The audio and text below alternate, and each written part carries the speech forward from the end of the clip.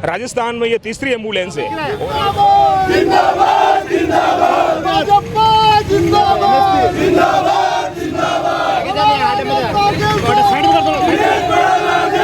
वो गौ माता का काम करेगा और हम उनके साथ हैं। माता के साथ है, हम उनके साथ हैं। गौ माता को जीने दो, दूध की नदियां बहने दो। हूँ लक्ष्मण सिंह राठौड़ और अब आप देख रहे हैं जयवर्धन न्यूज़। अभी हम खड़े हैं राजसमंद शहर के कांकरोली पुराना बस स्टैंड पर। यहाँ पर शहर के विभिन्न समाज के लोग व गो भक्तों ने यहाँ पर भाजपा के नेता दिनेश बड़ाला का भव्य स्वागत किया है, अभिनंदन किया है, क्योंकि बताया जा रहा है कि उन्होंने एक विशेष घोषणा की है कि यहाँ शहर में गौ माताओं के लिए एक एम्बुलेंस वो देने जा रहे हैं। इसका ऐलान कर पहले सबसे पहले दिनेश जी से बात करते हैं। ये क्या एम्बुलेंस का कैसे ख्याल आया, किस तरह की क्या? ये गो भक्त और हमारे यहाँ मीटिंग थी और सभी पार्षद महोदय वहाँ पर पधारे थे, तो उन्होंने बताया कि यहाँ पर गौ माता के लिए एम्बुलेंस की व्यवस्था नहीं है और हमें इसमें बहुत तकलीफ पड़ती है। तो भगवान श्री द्वारकाधीश जी और चारभुजा नाथ की आशीष है मेरे पर, और मैंने कोई बड़ा काम नहीं किया है और मैं केवल माध्यम बना हूँ और मैंने इनकी बात को स्वीकार किया, क्योंकि जो भी मेरे पास है वो भगवान ने इसीलिए दिया है और गौ माता के लिए दिया है और मैंने इनको दिया है।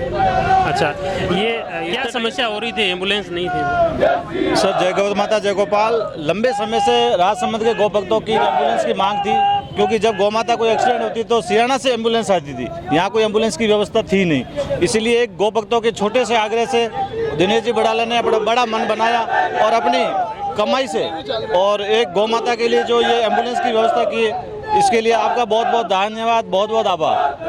अच्छा, ये किस तरह की जो मुख्य रूप से इन्होंने कर रहे हैं, तो निश्चित रूप से गायों को, घायल गायों को इलाज गौशाला ले जाने, इलाज कराने में राहत मिलेगी। अब तक क्या परेशानी आ रही थी मुख्य रूप से? अभी तक परेशानी ये आ रही थी कि गौ माता कहीं भी रोड पे एक्सीडेंट हो जाती थी और उसमें कम से कम सियाना से एम्बुलेंस आने में से कम घंटा लग जाता था, 2 घंटा भी लग सकता था और गौ माता तड़पती रहती थी।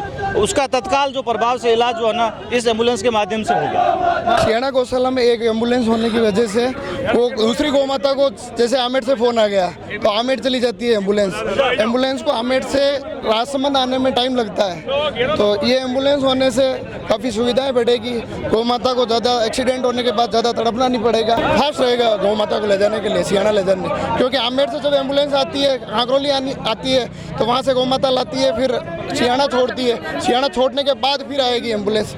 तो इसीलिए ज़िले में बहुत बड़ी खुशी की लहर है। गौ माता के लिए 2 एम्बुलेंस हो चुकी है राजसमंद जिले में। दिनेश जी बड़ाला का हम सब गौ भक्त मिलके तहे दिल से धन्यवाद करते हैं। इसमें मुख्य रूप से जो जयकारे लगा रहे हैं गौ माता के साथ में विधायक के भी जयकारे लगा रहे हैं, तो क्या ये भी लोग चाहते हैं? सर, बात ये है कि राजसमंद के जितने भी गौ भक्त जो गौ माता का काम करेगा हम उनके साथ हैं, ठीक है ना।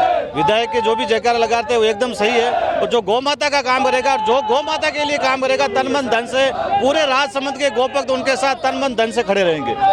तो देखो, काफ़ी टाइम से जितने भी जो भी प्रत्याशी है, जो भी है, उनको भी मतलब सभी लोगों ने कई सालों से मांग कर रहे हैं, लेकिन उन्होंने गौ भक्तों की मांग को नहीं सुना। और जिन गौ भक्तों ने हमारी मांग को सुना है, दिनेश जी बड़ाला ने, तो हम सब गौ भक्त तहे दिल से उनका आभार व्यक्त करते हैं। और हमें खुशी है कि पूरे राजसमंद जिले में जहाँ मतलब चारों ओर मार्बल की फैक्ट्रियाँ, चारों ओर बड़े बड़े 4 लेन, वहाँ पे गौ माता का एक्सीडेंट होता है तो तत्काल प्रभाव से कोई एम्बुलेंस फ़ोन करते ही एम्बुलेंस पहुँचेगी और गौ माता का तुरंत इलाज होगा। इसके लिए हम दिनेश जी को धन्यवाद देते हैं। जय गौ माता जय गोपाल। ये जैसे जो एम्बुलेंस है, ये कब तक तैयार होके समर्पित होगी और कहाँ खड़ी रहेगी, किस तरह की व्यवस्था रहेगी? ये क्या ये 21 तारीख को जो एम्बुलेंस की मेन गाड़ी उसका लोकार्पण होगा और उसके 15 दिन बाद सुमेरपुर इसकी हाईटेक टेक्नोलॉजी से ये पूरी तैयार होगी। 15-20 दिन उसमें तैयार होने में लगेंगे। उसमें सेंसर सिस्टम लगेंगे, लिफ्ट सिस्टम लगेगा, ऑटोमेटिक वो बाहर आएगी, मतलब एक बटन दबाते ही वो ज़मीन पे आ जाएगी और गौ माता को मतलब एक गौ भक्त या 2 गौ भक्त आराम से उसको उठा के लेके आ सकते हैं। अच्छा, मतलब पूरी जो अत्याधुनिक तकनीक वाली ये पूरी रहेगी, पूरी लिफ्ट सिस्टम और मतलब ऐसी राजस्थान में ये तीसरी एम्बुलेंस है और ये मतलब नवीन संसाधनों से पूरी हाईटेक और सेंसर सिस्टम और पूरी लिफ्टिंग सिस्टम है उसमें अंदर। चलो बहुत बहुत धन्यवाद। जैसे बहुत ही आप बता रहे हैं किस तरह अत्याधुनिक तकनीक से लैस ये एम्बुलेंस होगी और एम्बुलेंस निश्चित तौर पर गौ माताओं की सेवा के लिए काफ़ी राहत मिलेगी लोगों की, जो क्योंकि इलाज के लिए जो काफ़ी गौभक्त भी परेशान है और गायें भी बीमारी और घायल अवस्था में वो तड़पती हैं, तो उन्हें तत्काल उपचार मुहैया हो सकेगा। आप ये बताएं कि मुख्य रूप से अभी जिला मुख्यालय पे एम्बुलेंस नहीं है तो गायों के लिए, तो उनमें क्या परेशानी आ रही थी? गौ माता के लिए काफ़ी वर्षों से गौरथ की व्यवस्था नहीं है। हमने सभी से निवेदन किया है काफ़ी समय, जो लॉकडाउन से उसमें भी हमने सब जने ने मिलकर सेवा की गौ माता के लिए।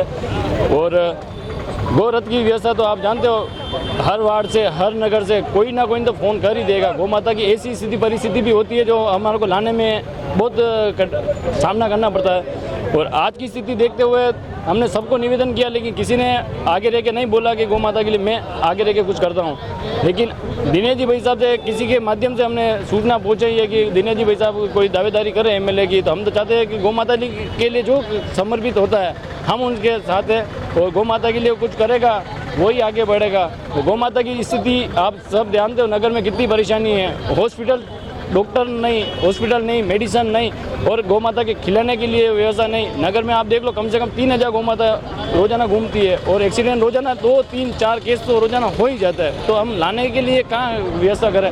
तो भाई साहब से निवेदन किया था, भाई साहब ने हमारे को गौरथ की व्यवस्था कराने की। इस समस्या, ये जो लंबे समय से समस्या बता रहे हैं, तो इसके लिए अब तक आपने क्या क्या प्रयास किया? किस जनप्रतिनिधियों से मिले, किसी अधिकारियों से मिले क्या इसके लिए? सभी से भाई साहब, कलेक्टर महोदय साहब से भी निवेदन किया, एमएलए साहब से भी महोदय से भी निवेदन किया, सांसद महोदय तक भी हमने निवेदन किया, नगर परिषद चेयरमैन साहब से भी हमने निवेदन किया, प्लस और भी जनप्रतिनिधि जो भी है, भामाशाह भी कोई है तो हमने उनसे भी निवेदन किया। लेकिन आज तक हमारे को ऐसा नहीं मिला कि कोई गौ माता के लिए आगे रह के कोई करे सहयोग। और गौ माता के गौरथ की तो बात बहुत दूर रह गई, खिलाने की व्यवस्था भी नहीं हो पाती। अभी ऐसी स्थिति में लॉकडाउन में तो कहीं भी झूठा खाने का भी नहीं मिला। फिर हमारी टीम ने सबने सहयोग करके गौ माता के लिए रोजाना 1 टेम्पो भर के 2 टेम्पो भर के हम सेवा करते थे सभी गौ माता के लिए।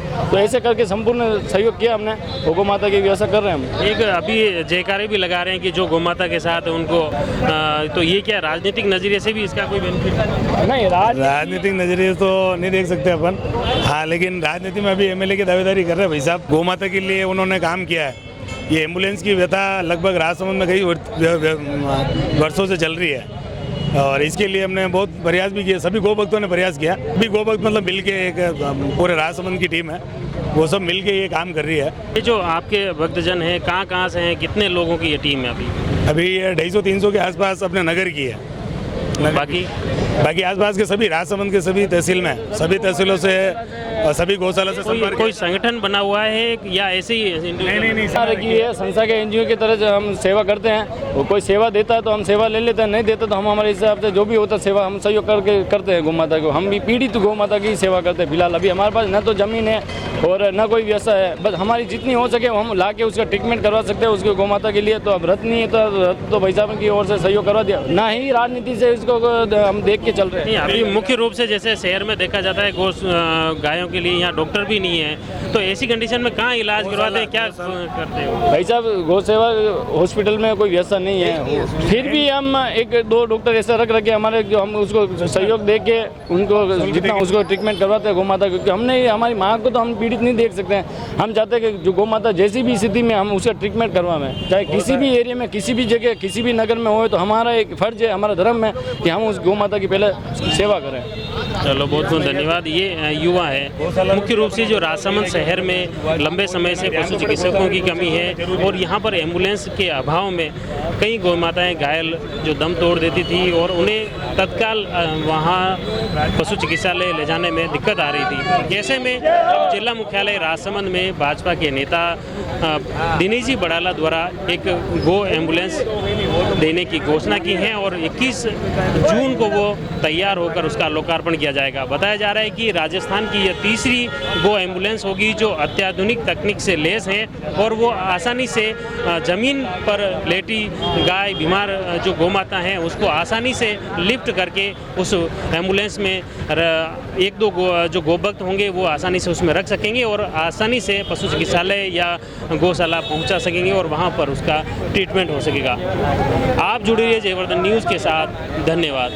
The Maruti Nandan grand Nathdwara स्थित एकमात्र ultra luxurious 5 star hotel. Rajsamand जिले की एकमात्र 5 star hotel the Maruti Nandan grand में भोजन की स्वादिष्ट थाली अब सिर्फ 290 रुपए में। श्रीनाथ जी की नगरी नाथद्वारा में इस सुनहरे अवसर का आनंद अवश्य उठाएं।